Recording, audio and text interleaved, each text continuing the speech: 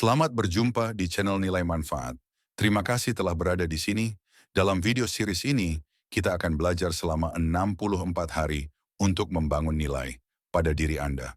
Video ini akan membantu perubahan positif yang luar biasa pada diri Anda. Akan ada 64 video singkat dengan durasi antara 5-8 menit setiap videonya. Selamat menikmati. Yo, apa kabar semua? Pernah nggak sih lo ngerasa kayak stuck gitu-gitu aja? Atau sebaliknya, lagi semangat-semangatnya ngejar sesuatu? Nah, ternyata ada satu faktor kunci yang sering banget kita lupain, padahal ngaruhnya gede banget. Apa itu? Lingkungan pertemanan kita. Seriusan, circle lo itu bisa jadi roket yang ngedorong lo ke atas, atau malah jadi jangkar yang nahan lo di tempat. Oke, coba dengerin quote yang satu ini ya. Soalnya ini benar-benar jadi inti dari semua obrolan kita hari ini. Bunyinya tuh gini, lo adalah rata-rata dari 5 orang terdekat yang paling sering lo temuin.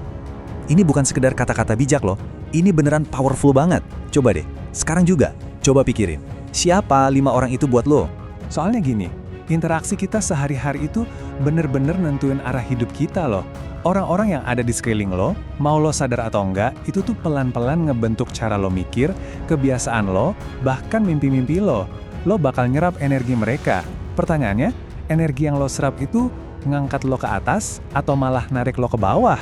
Nah, sekarang kita masuk ke bagian yang penting banget nih. Kita harus waspada sama circle yang justru bikin kita mundur. Yuk kita kenali bareng-bareng, lingkaran pertemanan kayak apa sih yang sebenarnya malah jadi penghambat buat kita tumbuh? Oke, ini dia ciri-ciri circle yang toksik. Pertama, hobinya males-malesan. Terus ngeluh mulu, ada aja yang salah.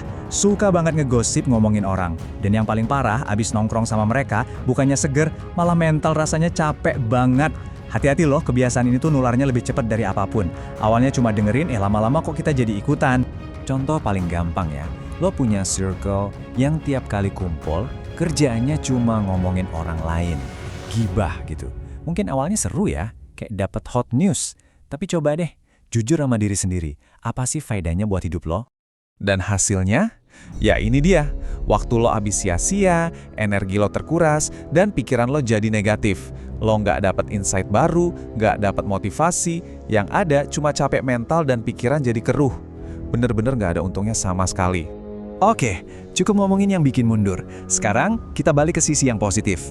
Gimana caranya cari circle yang justru bikin kita maju? Nah, ini nih, ngebangun lingkaran pertemanan yang bisa jadi kayak mesin pertumbuhan buat diri kita sendiri. Terus, pertanyaannya, kenapa sih circle yang tepat itu penting banget? Emang sepenting itu ya? Jawabannya, iya banget. Nomor 1, vibes-nya itu nular. Beneran deh, kalau lo dikelilingi sama orang-orang yang semangat, yang optimis, yang ngelihat peluang, lo juga bakal ketularan semangatnya. Tiba-tiba jadi lebih positif ngelihat dunia.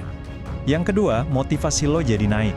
Melihat teman lo lagi semangat belajar hal baru atau ngejar targetnya, itu tuh kayak bensin buat kita. Kita jadi mikir, wah gue juga harus bisa nih. Jadi pengen ikut gerak, ikut berkembang. Dan yang ketiga, ini yang paling berharga sih menurut gue. Lo jadi punya support system. Pas lo lagi jatuh, ada yang nangkep. Ada yang bilang, ayo bangkit lagi, lo bisa. Bukan malah yang ngomporin atau ngejudge. Ini harganya tak ternilai. Nah, ini perbandingannya jelas banget kan? Kiri dan kanan bedanya cuma di circle. Yang satu isinya ngeluh, males-malesan, bikin mental capek, dan nyinyir. Satunya lagi, penuh semangat, saling dukung, ngasih energi positif, dan bikin pengen upgrade diri. Pilihannya jelas banget kan? Kita mau ada di sebelah mana?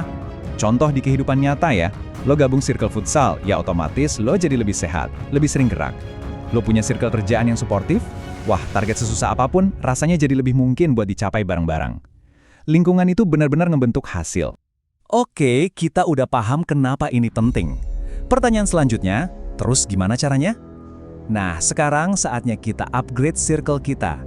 Ini dia beberapa langkah praktis buat milih lingkaran pertemanan yang benar-benar mendukung. Ada 3 langkah nih. Step 1, coba deh lebih peka.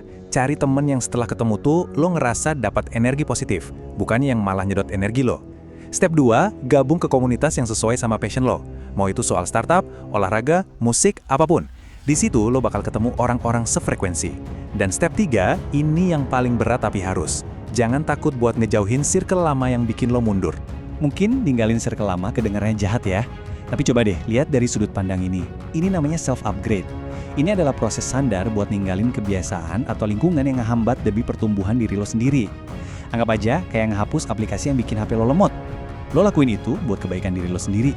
Dan ingat selalu prinsip ini, kualitas di atas kuantitas. Serius, punya beberapa teman sejati itu jauh lebih berharga daripada nongkrong rame-rame tapi isinya toksik semua.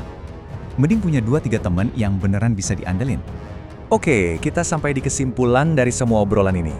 Circle itu adalah cerminan diri. Ingat kalimat ini baik-baik. Lingkungan lo itu pada akhirnya yang nentuin level hidup lo. Jadi simpelnya gini, kalau lo mau naik level, ya lo harus pilih circle yang bisa bikin lo ketularan growth mindset. Cari lingkungan yang isinya orang-orang yang mau tumbuh, yang mau belajar, yang mau jadi lebih baik. Soalnya itu semua bakal nular ke lo. Sebagai penutup, gue mau ninggalin satu pertanyaan buat lo renungin. Coba pikirin baik-baik.